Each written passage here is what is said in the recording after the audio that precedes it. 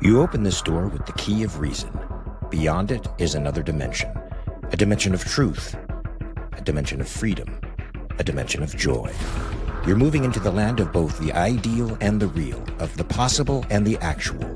You've just crossed over into the Capitalist Corner. Where reason meets reality, welcome to the Capitalist Corner. Welcome to the Capitalist Corner. I'm your host, Michael Leibowitz. The great Jim Valiant is not here today. Mark Pellegrino is off filming or doing something. But we have a great guest here today. Economic historian Phil Magness is here today to talk to us about the new right. Phil, welcome to the show. Happy to be back. Okay. Well, technically, you're not back. You've been on my show, The Rational Egoist. So technically, this there is we go. So, yeah. Broader audience.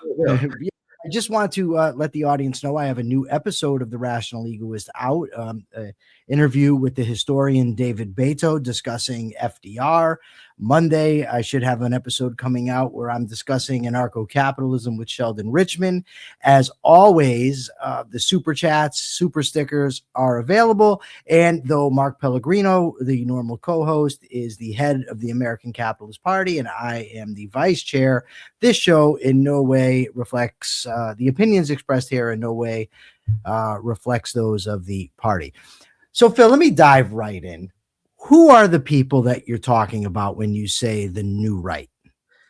Yeah, so this is a tricky subject because it's kind of an amorphous group, but we've noticed over the past decade or so, there have been a mixture of scholars, in some cases activists, and really hyper online internet personalities or influencers who have all converged on identifying capitalism and free markets as the supposed source of all problems in modern society. Now, some of this has grafted onto Trumpism, in particular because Trump likes tariffs and protectionism and industrial policy that intervene in the economy. Although I argue the new right is a somewhat separate phenomenon that simply aligns with Trump at the moment. And, in this group, there are various subsets. So you have an extremely online, almost internet trollish community that's built around someone like Nick Fuentes and the Groyper movement. But you also have intellectual derivatives of it, and they refer to themselves as post-liberals. And a post-liberal is someone who sees modernity as the product of liberal, including classically liberal society, and they see that as being imbued with the spirit of capitalism, individualist economics, free markets, as well as a variety of social issues that they tend to take a very conservative stance on. And they view modernity itself as basically a mistake, something that should be corrected. Like we went off the rails with John Locke, and we went off the rails with the Declaration of Independence, and we need to return to an older wisdom of the ancients that looks a lot like feudalism. About I don't know, 7 years ago, somebody had me read a book by a guy named Kevin Deneen. And Patrick Deneen. Kevin Deneen played for the Whalers. My fault. Yeah, Patrick Deneen. Hockey references. Yeah, and as I was reading his critiques of what now we would call classical liberalism, he was vastly misrepresenting it. Yes. And I would, to the guy that gave me the book, I went to him, I said, look, this is a blatant misrepresentation. Liberalism is a political theory. It doesn't take a stance on you shouldn't have community and this sort of atomistic individualism that you're talking about. And I presented him, I said, look, here's Friedrich Hayek's article, Individualism, True and False. And I had an abundance of other sources. And then he even got one in the Wall Street Journal, I believe, where they said, look, this guy just gets this stuff wrong. How much of their critique, the new right, is just getting things wrong? Well, I think you hit the nail on the head there. So Patrick Deneen is one of the major figures of the intellectual wing of the new right. He's one of about 3 or 4 theorists that describe themselves as post-liberals. And again, it's their grievance is overturning the Lockean project. But the interesting thing about Deneen is this is a topic he has been on for quite some time. I actually first encountered him as a grad student back in the late 2000s, early 2010s. He was a professor at Georgetown University, and he came over and he would attend and sit in and comment on paper seminars by visiting scholars. And that's where I first saw him and first read some of his blogging at the time. And he's always been kind of like this feudalism oriented, I dare say a reactionary, someone who views the modern age as a mistake, as a problem, and as a source of all the ills in society. And he really has an amorphous diagnosis of that says, well, we need to reorient society to the common good. What's the common good? He never really defines it with any great precision, and it ends up looking a lot like his own personal aesthetic preferences for the world, which is, Return to the Shire of Tolkien. It's kind of a throwback to the Middle Ages and some of the ways that he describes it. But Deneen in the late 2000s, early 2010s, was obsessed with something that we refer to as peak oil theory today. Okay. The environmental movement. Before global warming became their major cause, peak oil theory asserted that, the world was going to run out of oil. And when this happened, because it's a finite resources, we would have a catastrophic energy crisis globally. And it'd be very sudden, and there'd be no coming back from it, because resource depletion would enter into a downward spiral. And Deneen wrote all these blog posts in the late 2000s predicting like a peak oil apocalypse. He said it's only months away that we're going to see the world economy just upended by this fixed certainty of nature. Well, it turns out peak oil theory was completely wrong. We had natural resources, fossil fuels that were undiscovered. There were new technologies to make better use of them and to reach previously off limits and inaccessible sources of oil. Basically, this whole theory just went by the wayside in the early 2010s and got supplanted with global warming, which now argues we must intentionally sequester carbon in the ground. Not that we're going to run out of it. We have too much of it in the ground, and we have to keep it there, or else global warming will be the new catastrophe. But in the late 2000s, Deneen was obsessed with peak oil theory, and he linked it to this political philosophy. He claimed that liberalism, or the individualist, he calls it an ideology that emerged out of John Locke and some of the other classical thinkers in the late 1600s, early 1700s, and then carries forth, transmits into the American experiment. Jefferson draws very heavily on Locke. The founding fathers consider themselves within that same Enlightenment tradition. But Deneen is raging against it, and he says that this tradition is an individualistic rebellion against nature, and peak oil theory supposedly proves it, because nature has only given us so much oil to consume, and we've artificially exceeded our limits by trying to bend nature to humanity's will in pursuit of individual consumption. And, the chickens are going to come home to roost very soon, because we're going to run out of oil. And that's going to be nature reimposing itself on the artificial consumption patterns. And Deneen has all these, they're almost conspiratorial blog posts where he says, this is my eureka moment when I figured out why everything that I dislike about the modern world is caused by these free market economists that induce us to consume. So it's a really strange anti-modernist political philosophy that has crept in here. But of course, peak oil theory never happens. This catastrophe never comes. So what does Deneen do? He starts shifting around and looking for other iterations to apply the exact same framework as his grievance against modernity. And you see this throughout the 2010s. It shifts from peak oil being the implicated trigger to, well, America's industrial base has been hollowed out, and we have too much of a consumerist culture. And he grafts this onto elements of Trumpism to where, to the point that in the late 2010s, he publishes a pair of books, Why Liberalism Failed and then Regime Change, that outline this cohesive philosophy of so-called post-liberalism. And really it's an exercise in right-wing grievance studies. It resembles the left in this respect. It's everything is caused by evil individualist overconsumption and a shift away from this common good that supposedly is the wisdom of the ancients. And to get there, he just strawmans and caricatures his way across literature that I'll be perfectly blunt, he does not understand economics. He does not understand Friedrich Hayek. He does not understand Adam Smith even. Barely understands Edmund Burke and like morphs Burkean traditionalism to fit and shoehorn into his own post-liberal theory without realizing that Burke was a huge fan of Adam Smith and said Smith had like perfectly encapsulated the economics of the era. So it's a position of an ideology that's argued from extreme arrogance, but also extreme ignorance of the subject matter that he's dealing with. So I think you perfectly summarized it. The same errors Deneen makes in his assessment of economics also transmit over into his reading of the American founding. Hint, he doesn't like it because he sees it as too libertarian, but he also really doesn't seem to understand the basic writings and essays and theorists that went into the Declaration of Independence in their own words. Wow. There's so much that I want to, am I echoing? No? Okay. All right. So I want to, there's so much that I want to address now. So first I want to start with Edmund Burke. Yeah. Edmund Burke is often thought of as sort of the patron saint of conservatism.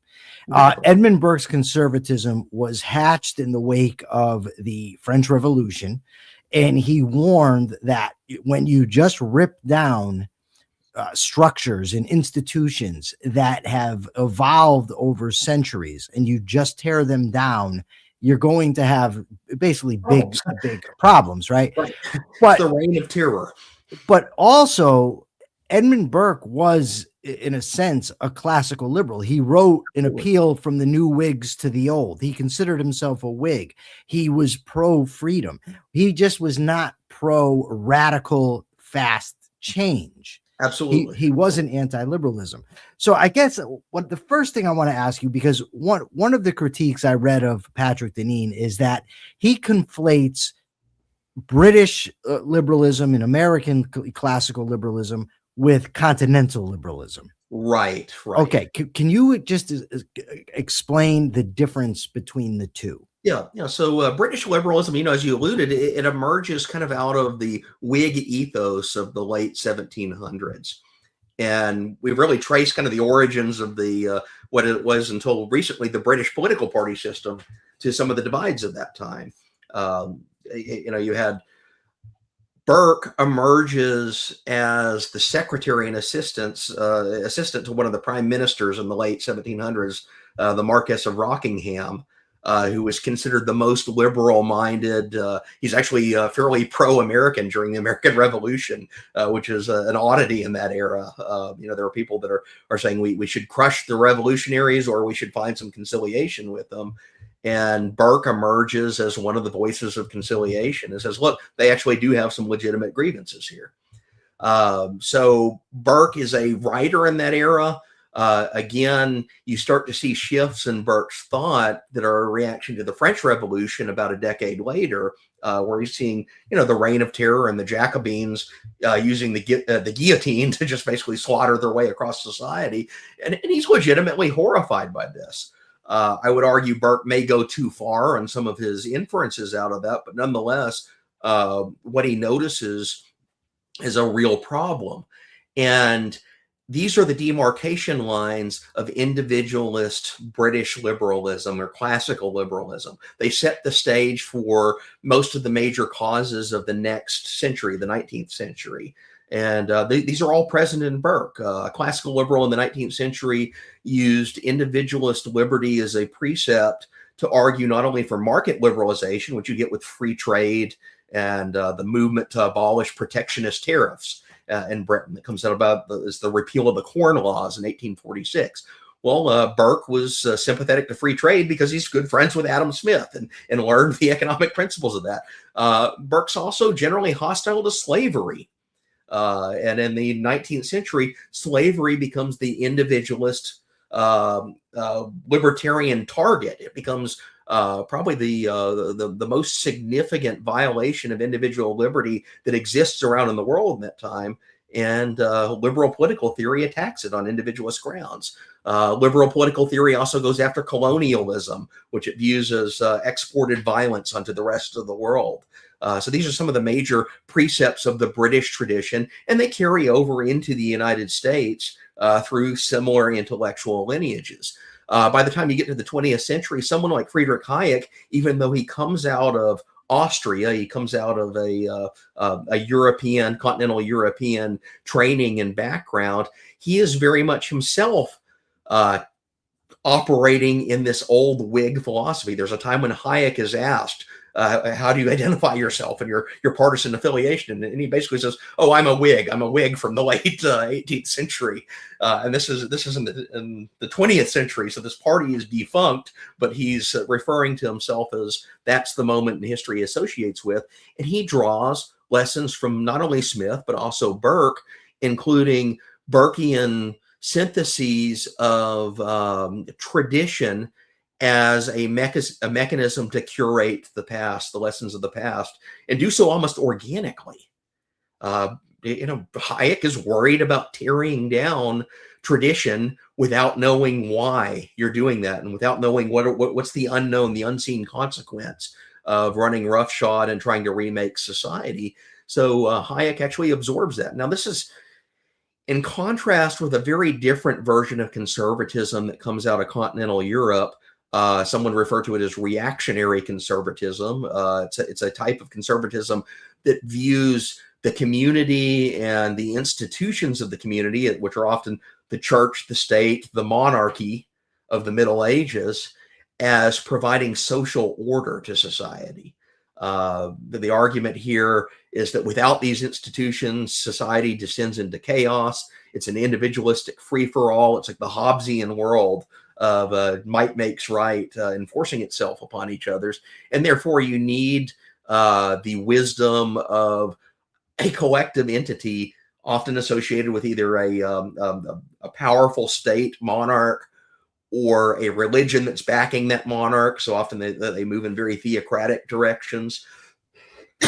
And that tradition, emerges very differently from the English liberal individualist tradition. And Deneen, I think, is quite clearly situating himself in the continental European version. Continental European version has manifestations today. So you see a lot of these post-liberals, they're obsessed with and they adore the Viktor Orban regime in Hungary.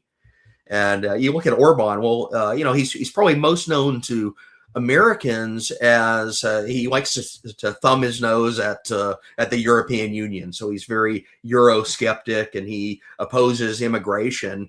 But if you look at Orban, his political philosophy is actually much deeper than that. It's a vision of the state as this illiberal conservative quasi-democracy, although he seems to be eroding away at that in some of his actions. But he views the state as like this curator and caretaker of the culture. He thinks the state should invest in like subsidizing the birth of children and boosting the birth rates. He also views the state as an economic curator, and therefore views it as, he's passed a litany of social spending programs that look something like a right-wing version of Elizabeth Warren today. There are modern monetary theory economists on the staff of Viktor Orban. He's enacted price controls to stop greedflation. It's like the Kamala Harris agenda with theocracy mixed in, and that describes this version of conservatism. So I guess what I'm getting at is the continental European collective version of conservatism. It's reactionary in its social views, but its economic views are very anti-capitalistic. They view markets as corrupting and consumerist and premised upon, maximizing consumption at the expense of the community, which again, you see going back to Deneen, this is why something like peak oil theory was so appealing to him and why subsequent economic grievances become the mechanism of his arguments going forward. Now, and correct me if I'm wrong, it's been several years since I read Deneen, but I believe that he draws on de Tocqueville in his critique of liberalism. Yeah. And his claim is that in order to keep the government in check, we've normally had buffers between the individual and the government, religious institutions, like I think he uses bowling leagues as Right, sort of like one civil society. yeah, like all these different things that groups of people that come together and what are they called now? Lodges, the Elks Lodge, whatever. And he says that liberalism has caused these things to deteriorate, that liberalism is Right. against community. Now, that is just, it's false that liberalism's against these things, but I just wonder, just to kind of steel man him, does he have any kind of a point that liberalism has led to the erosion of these sort of buffers between people and the state? Right, right. I think mostly it comes down to a misdiagnosis. He has a vision of civil society, but it's a very thick, static vision of civil society that looks kind of like an idealized version of 1950s America, where you have a factory town and everyone works in a content set career, and then they go to the bowling alley in the evening and their civics club over lunch, and all that sort of thing that we look at. It's Leave It to Beaver America, but idealized. And the things that you have to realize is that version of America was an ideal. It was never a reality. It was bits and pieces of the culture projected as if they're this cohesive social glue. And what we find with civil society institutions is that they morph and change over time. We just have different civil society institutions today, and in some cases, it may be the instance that the factory town model is just economically antiquated, and it went away, or it may have been propped up artificially to begin with. Something that's very seldom discussed about factory America of the 1950s. A lot of that is the relic of the war effort of the 1940s, when the federal government goes on a spending spree to set up heavy industry to fight the World War II. And what are these things? These factories they repurpose in times of peace to other things, but it's not an organic economic model that's emerged. It's a glimpse of that very moment in history. But Deneen has settled upon this as if it's like something of a golden age that he wants to get back to. And yet also the medieval era, some of the feudal bonds between the serf and lord also reflect like a religious golden age to him. So you get elements of that, and it becomes almost a choose your own adventure route to picking bits and pieces of the past that he finds aesthetically pleasing to himself, and assuming that they must represent some inherited ancient wisdom and must be true for everybody, and they're the good, and everything that deviates from them is a corruption, is something that's distasteful. And of course, he maps that onto social issues that he dislikes in the current era. And this is where the bridge is made into some of the conservative right. Those social issues that the conservative right cares about haven't really changed all that much in the past 20 or 30 years, but he's offering a different explanation. It's not left-wing culture war attacks on the right so much as it's liberalism itself that has allowed those left-wing culture war attacks to be successful. And that's the grievance. And he's promising, well, if you just listen to me, I'll restore us to an earlier time, and you no longer have the cultural left institutions being dominant. You mentioned the similarities between this new right and the left. And I remember reading, I'm sure you love this guy, Paul Krugman. Oh, yeah. His book, The Conscience of a Liberal. And he did the same thing. He held out the 50s as if it was an ideal society. That's what we should be going for. And it reminds me of an essay. I don't know if you're familiar with it. It doesn't really matter because you're going to get the point.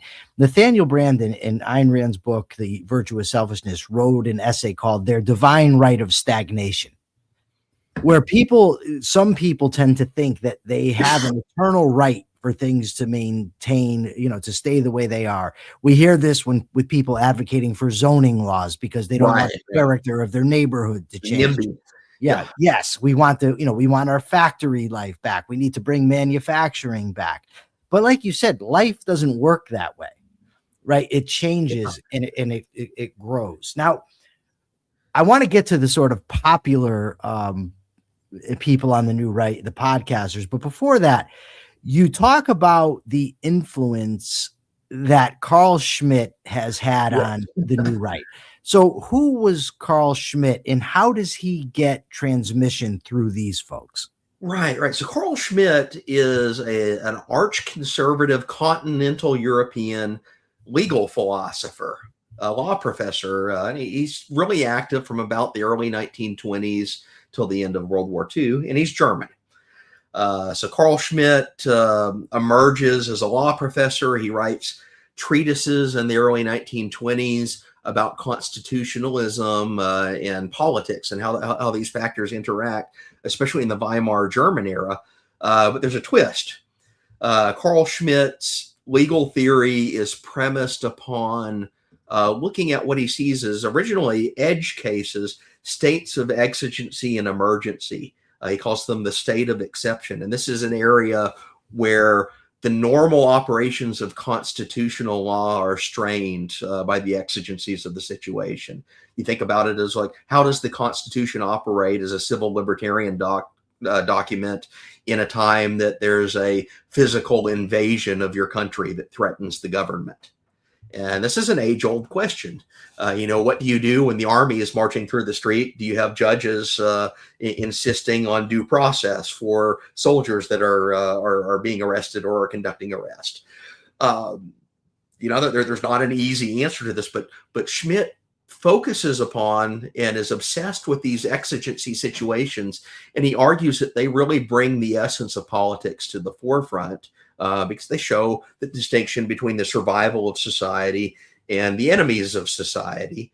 And Schmitt, being kind of this conservative reactionary, he also pinpoints modern liberalism, everything from, like the Lockean ethos to the present day. So classic iterations and progressive iterations as the culprit, as the philosophical system that has distracted society's attention away over what to properly do in times of exigency, in these states of exception. Because what does liberalism do? It emphasizes process and property rights and civil liberties and following court procedures to protect society from the abuses of government.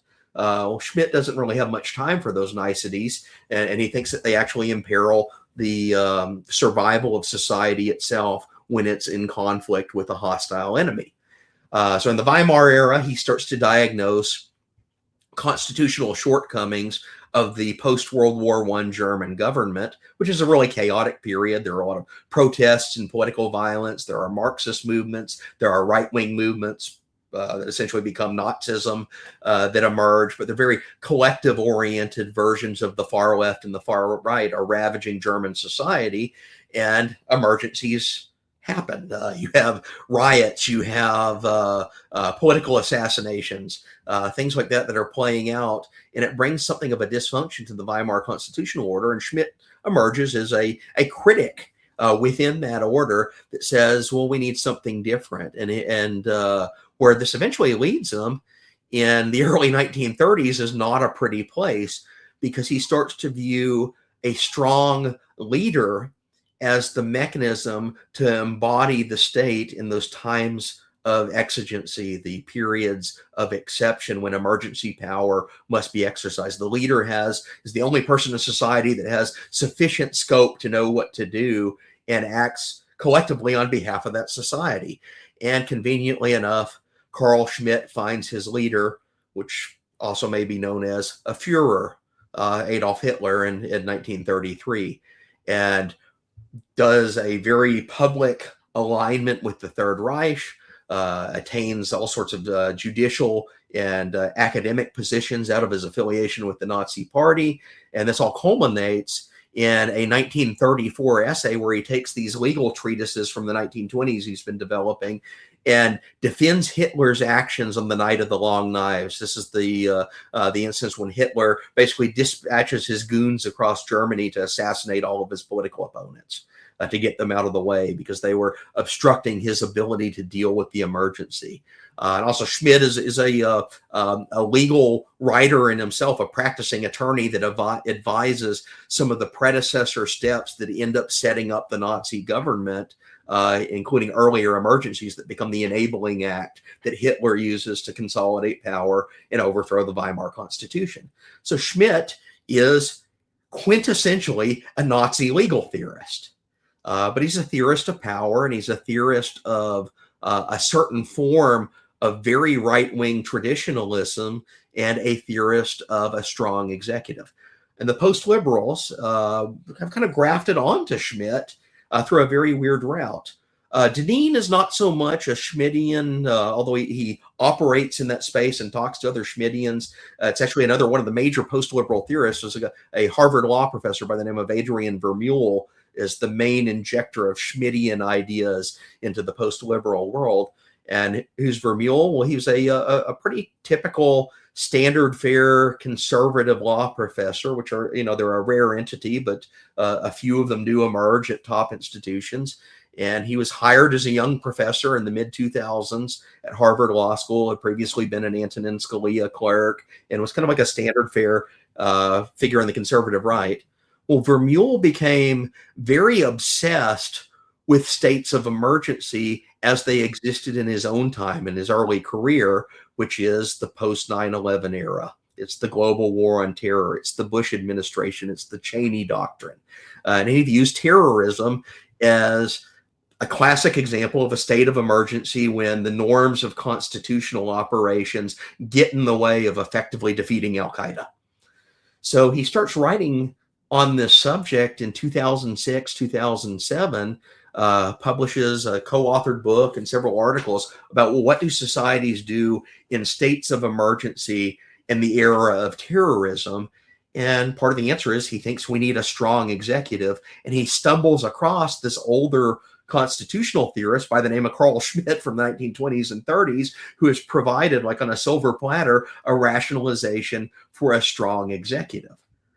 So Vermeule is very much a product of the 9/11 era emergency executive powers we now traditionally associate with Dick Cheney and neoconservatism. Although in that era, he's a proponent of strong executive action that pushes the edges and boundaries of constitutional limitations. And this leads him to believe that the Constitution itself is essentially an obsolete document. It's something from the Madisonian era of the 18th century that's not up to snuff for the exigencies of the modern world. And this is why power has not only concentrated in the executive branch, but he thinks it should concentrate in the executive branch. And by 2011, Vermeule publishes this new book that is kind of a retrospective on the whole war on terror era. And he opens the book by declaring, well, we need to take the insights of Carl Schmitt. Yes, I know he's a Nazi, but we're going to set that aside. He's still an intelligent guy, and we should be working with him. And he has insights that transcend the era in which he wrote, is essential. And he says we should take those Schmittian insights about the state of emergencies, the exigencies of the situation, and what they tell us about the strong executive. And we as legal theorists need to midwife a new post-Madisonian, and this is the first time he also mentions the word, and post-liberal constitutional order, which is premised around strengthening the executive and the executive's ability to act on behalf of the nation collectively and deal with emergencies. And it's been off to the races ever since then. So whereas you have someone like Deneen who's arguing philosophically against Lockean liberalism as the fault, Vermeule is arguing philosophically against the legal and constitutional order that derives from Lockean liberalism, the Madisonian system, and he views a need to establish a new post-liberal constitutional order, and that's where they draw on a figure like Carl Schmitt. Okay, so some of the podcasters that I know that you've mentioned, I want to talk about them a little bit. The first one, so the two in particular are Orrin McIntyre and Daryl Cooper, Martyr Made. So tell us a little bit about these guys. But I want to ask, we've got a super chat. I might as well ask you this first, then I'll ask the question again. I like numbers. Thank you for the $2. He wants to know if the right ever goes after you like NHJ and Cruz. I don't know who NHJ and Cruz are. Yeah, so Nicole Hannah-Jones and Kevin Cruz. Nicole Hannah-Jones is the 1619 Project creator, which I know about that. Yes. And Kevin Kruse was the historian at Princeton that I caught instances of plagiarism in several of his academic works. And so, yeah, I'm a veteran of fights with these academic and journalist types on the left, and they've gotten very vicious. And the answer to that question is absolutely yes. And one example of it is this Oron McIntyre character. So who is Oron McIntyre? Well, that works perfectly, because that's who I asked about. The perfect transition. So he's one of the podcast influencer types who has basically set himself up as the popularizer and disseminator of this high-minded post-liberal intellectual theory. So he operates in that world, and you know, he interviews academic-y guests on the post-liberal side, but he emerged in really suddenly in 2020, early 2020, at the outset of the COVID era, and just kind of appears on the internet as like this self-made podcaster, starts posting episodes. And we can get a little into the history of that, but over the past 5 years or so, he's moved from like an amateur podcaster to entering into this space as a professional post-liberal influencer type.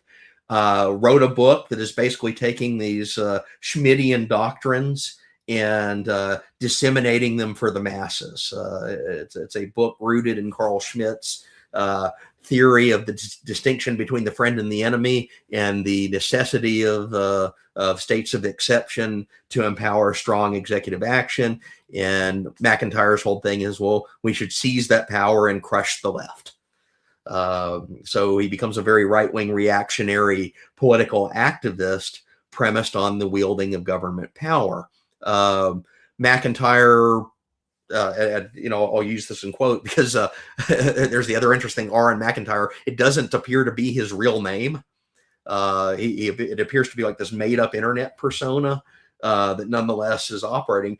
And I actually got into a battle with him a few months ago because he went on the Tucker Carlson podcast and he told this whole narrative biography about himself as having been just like a conventional conservative who is radicalized into post-liberalism by the COVID lockdowns.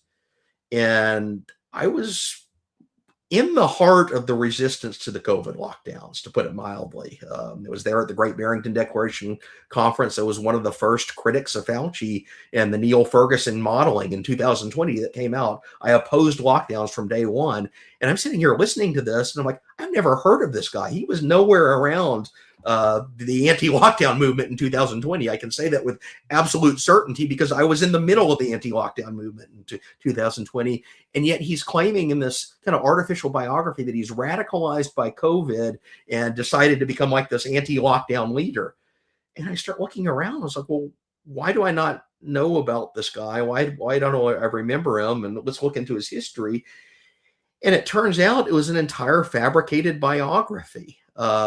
He actually did appear in early 2020 on the internet, but it wasn't to promote anti-lockdown arguments. It was to promote this other post-liberal internet influencer by the name of Curtis Yarvin, also known as Mencius Moldbug, who kind of blends this Schmittian reactionary and monarchist viewpoint. Moldbug or Yarvin emerged in the early 2010s, late 2000s, they're about at the same time that Deneen and Vermeule are formulating post-liberalism, and becomes like the blog or tech bro version of Deneen and Vermeule. And McIntyre appears just out of nowhere in 2020, and all of his posts and podcasts and tweets and everything are all to promote this Curtis Yarvin guy as like the answer to modern society. But that also struck me as very weird because I remember Curtis Yarvin at the beginning of lockdowns. He wrote an authoritarian manifesto arguing that COVID was the current state of emergency, the current extra-constitutional exigency that required heavy-handed government to throw off the Constitution, step in, and impose lockdowns on us to get us through the pandemic. It's basically Xi Jinping on steroids was Curtis Yarvin's lockdown plan. He even says that the Federal Reserve should nationalize the entire economy to weather this storm. And it says that anyone that resists lockdowns just by simply speaking out against it just basically needs to be mowed down and pushed out of society for good and canceled. So a radical lockdowner is supposedly Aaron McIntyre's inspiration to enter in the anti-lockdown movement. Something didn't add up. And I write an article about this for Reason magazine. And then I do a follow-up article talking about where Carl Schmitt fits in McIntyre's worldview and some of the other post-liberal worldviews. Well, McIntyre, goes off the rails after he sees these articles and devotes like a week worth of podcast episodes accusing me personally of wanting to see him murdered because I've described him as fascistic and described him as a follower of this Nazi political theorist. Simply describing him accurately and quoting his own words somehow means that I am trying to get him murdered. So really crazy, off the rails, unhinged personal attacks. This was Yarvin that did this? Or this is McIntyre. Okay, all right. Yeah, this is about a month ago or so. One thing I find amazing about all these guys, and I'll include, I don't know if he would be counted among them, but Michael Rechtenwald, he wrote the book, Springtime for Snowflakes. There's some of the biggest snowflakes out there. Yeah. I mean, I've heard for a very long time about the war on political correctness. We need to beat it. But these guys, they're the same thing. I mean, they're like the mirror image of the left. Yeah, absolutely. They spew streams of just vicious attacks. And one of the common themes about all these post-liberal types, whether it's Vermeule and Deneen as the academics, or someone like Aaron McIntyre, the podcaster, they hate libertarians and they hate economic libertarians. And Deneen, for example, has been blogging since the late 2000s about how we need to purge the libertarian wing out of the broader right, the broader conservative movement, because he thinks libertarians caused conservatives to go astray from the common good by polluting their ideas with individualist liberty and economic consumption. And he says that they're interlopers on the right, and he wants them purged, excluded, essentially canceled from the conservative world. And Vermeule has argued some of the same thing. And McIntyre thinks that like libertarians are the cancer of the right and need to be purged because they get in the way of the exercise of state power to crush the left that he wants.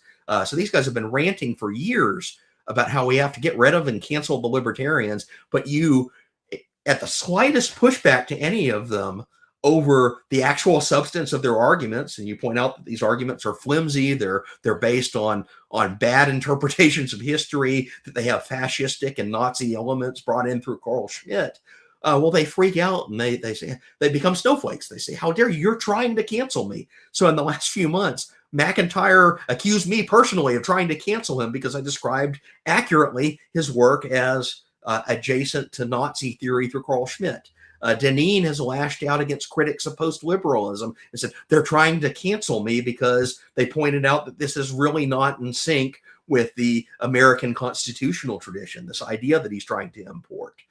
So as soon as they get any feedback that is even slightly negative about their ideas, they claim that they're the victims of cancellation, even though for decades they've been railing to try to cancel the exact libertarian and free market economic perspectives that they find distasteful. So I find it very interesting that you mentioned how they're very anti-libertarian. I mean, Tucker Carlson, of course, said that he lashed out against Austrian economics, libertarian economics, but Daryl Cooper, Martyr Made, has sort of been introduced and is actually liked and admired by numerous libertarians through, well, people who call themselves libertarians. Through Dave Smith. Now, let me just, I was going to wait, but I want to say this now. Sure. When I was incarcerated, I always called myself a libertarian. I had been reading Friedman, Hayek, Mises, even Rothbard, for a very long time. Although I wasn't an ANCAP, I still found myself to be in the libertarian tradition. Yeah. What I was never exposed to and never read about was sort of this idea, this Hoppian libertarianism or the paleo libertarianism. But these guys, through Dave Smith, seem to be connected to one of the new right guys, Daryl Cooper, and none of them seems to blink an eye that there could be conflict, which leads me to believe, well, maybe there isn't. So who's Daryl Cooper, and am I misreading this situation? No, I think you've detected that strain there, and it started to be noticed. I mean, we can step back a little bit, and Hans Hermann Hoppe, who's known as like this anarcho-capitalist, or so he claims to be, theorist that was, in some ways, he was an acolyte of Murray Rothbard late in life. He was an economics professor. I think he's retired now and just writes. But the thing that's missing from most narratives about Hoppe is he actually comes out of the continental European philosophical tradition of critical Frankfurt theory. School, right? I mean, he was Jürgen Habermas's graduate student. Habermas is Marxist Frankfurt School critical theory philosopher, one of the giants of the academic left of the 20th century. And what Hoppe does is he actually kind of merges the two. He blends and melds them together. Frankfurt School, continental European collective critical theory with an individualist Rothbardian strain. And it goes into some very weird directions, one of which is he tends to favor monarchism of the past as a preferable system to modern constitutional democracy. And he won't quite say that he's a monarchist, but nonetheless, he delves into that and certainly seems to view monarchy as a preferential system of government. So that's where you get this connection to kind of the post-liberal link, is because they're also reactionary types. They like monarchy. Throw in someone like Daryl Cooper. Well, who is Cooper? He's this amateur so-called historian podcaster who is just obsessed with rewriting the history of World War II. And he kind of emerged out of obscurity as another guy, a self-startup podcaster, but he gets his big break about a year ago when Tucker Carlson invites him on to do this episode and gives him a national audience. And the episode's all about how maybe our history of how World War II played out is completely wrong. And it becomes infamous because during the episode, Cooper starts to air this opinion that Winston Churchill is the real bad guy of World War II. And then Hitler, although, Cooper will say, well, Hitler did some bad things, but he was really kind of a victim of the exigency of the situation. So it's an inversion of everything that we conventionally know about World War II, and it kind of polishes Hitler up into maybe a good guy, maybe just a person who's caught in the throes of this international scheme that's been imposed on him by the real villain, Winston Churchill. And you're hearing this episode, and it's like, okay, this is just out of a Looney Tunes field of history, but it actually has a deeper current to it. It turns out Cooper is recycling an old literature of Holocaust deniers from the mid-20th century. Cooper draws heavily on this historian, another fake historian by the name of David Irving, who was one of the leading Holocaust deniers of the mid-20th and late 20th century, writes several books about how basically arguing the same thesis, that Hitler's the victim of the war, the Holocaust, insofar it had happened, it's not as bad as it's presented as, and it's really a product of the terror of the war itself, meaning Germany's unable to sustain its prison camps rather than a mass extermination regime that we know that it actually happens to be from the historical record. So it's this glossing over the past to try to normalize this really eccentric and frankly evil view of history that rehabilitates Hitler, denigrates Churchill, denigrates the Allies, and the whole argument that of why it's appealing to some in some self-described libertarians is, I think a lot of libertarians are anti-war for individualistic reasons and reasons that are very valid. I consider myself anti-war for the same reasons, but they look at World War II. Well, it's a giant war, and there's a sliver of an appeal to say, well, maybe we shouldn't have been involved in that war. And it's one step leads to another, and eventually you're at Daryl Cooper and Holocaust denial and Hitler revisionism. Well, to bring us full circle, Daryl Cooper on the podcast scene is also deeply intertwined with this whole post-liberalism world. He co-hosts things with Aaron McIntyre all the time. In fact, the episode I referenced where they attacked me personally, Cooper was McIntyre's co-host and guest at the same time. And they're like, oh, who's this guy writing for Reason magazine, how dare he quote us in our own words to point out that we like this Nazi legal theorist Carl Schmitt. That's a slander against us somehow, even though I can go to their episodes and their tweets and their books and their writings, and they're lavishing praise on Carl Schmitt. They call him the greatest political theorist of the 20th century. Yet pointing that out and quoting them in their own words is a slander upon them because it's associated them with Nazism, even as they're doing podcasts to rehabilitate the Nazi position in World War II. So classic cry-bully behavior. They're simultaneously victims of being called out for the very ideas that they are espousing.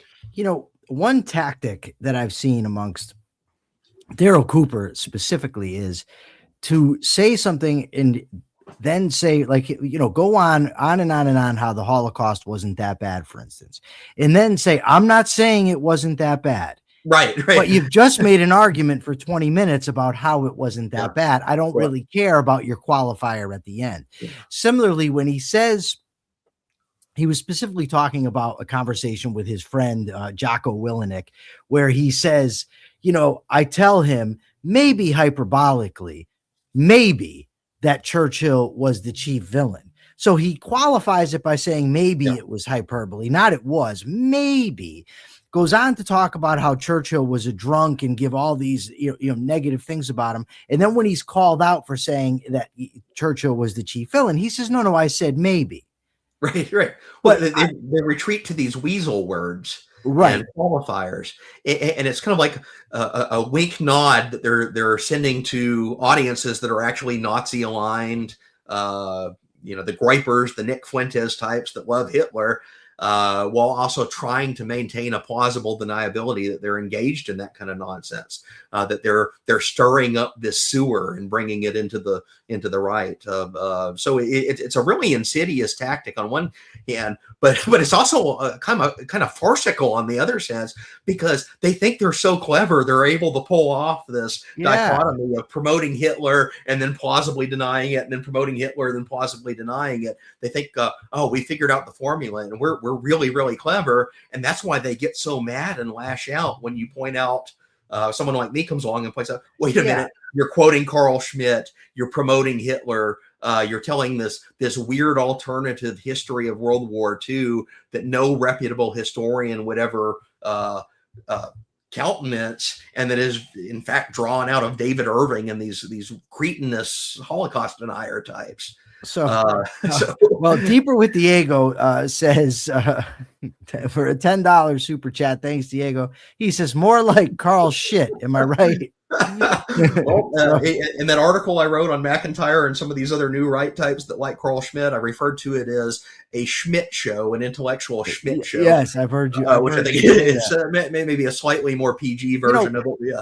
And one other thing they do is I've seen, like, for instance, Victor David Hansen, who is by no means in lockstep with my worldview, but came out and criticized Cooper for his take on Churchill.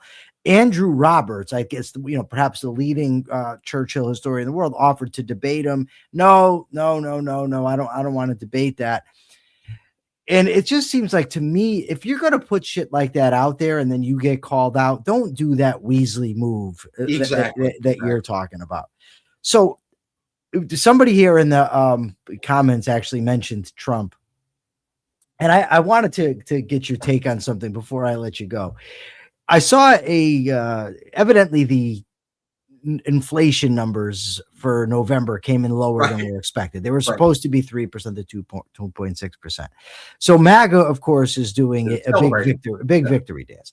So my question on social media was, okay, now let's talk about what would have happened had the Fed listened to Trump and dramatically dropped interest rates.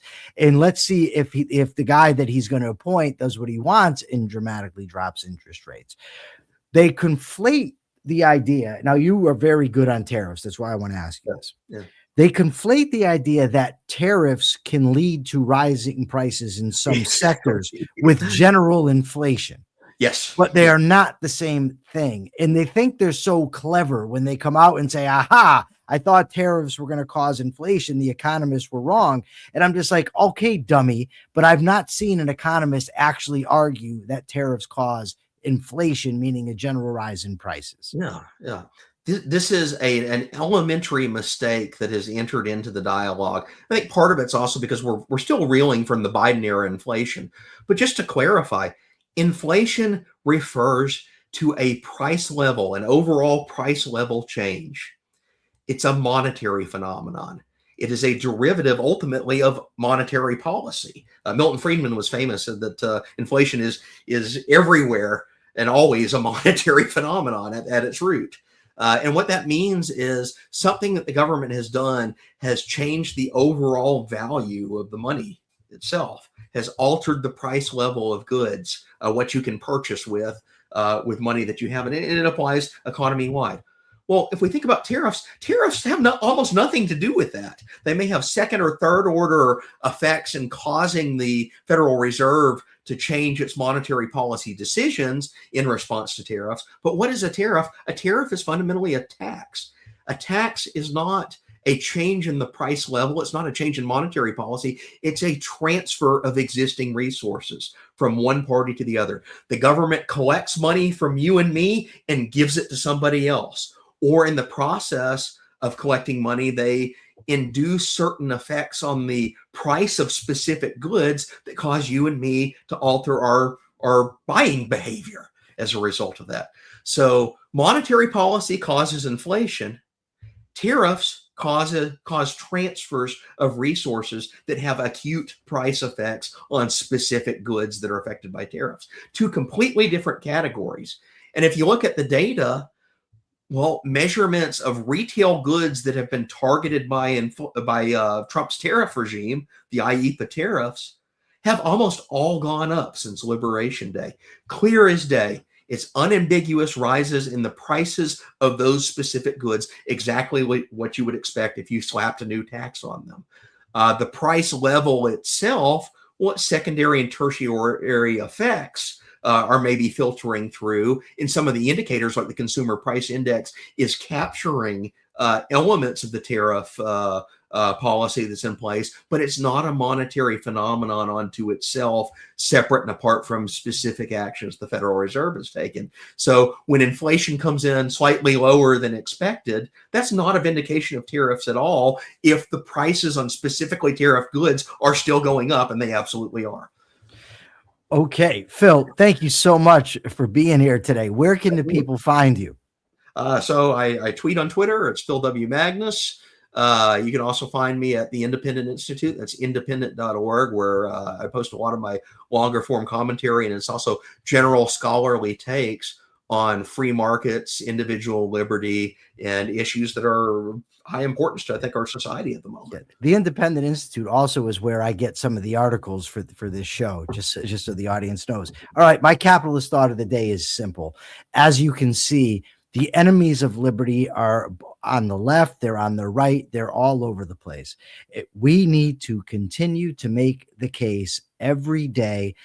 Honestly, we don't want to buy into the grift of either side. Just continue to advocate for liberty and do so honestly. We have the moral case, we have the practical case. Let's just continue to do it. My question for the audience, please go to YouTube to answer this question. My question is, who would you like to see as a guest on the show? Please make it realistic. Don't say Brad Pitt. I'm not getting him. He's not coming here, right? So, I'm not going to be able to get Joe Rogan, but somebody that's realistic. If you'd like to see him, let me know. Remember, folks, today, 2:30 p.m., Everyday Ethics, this very station, channel. I'm sorry, Persephone.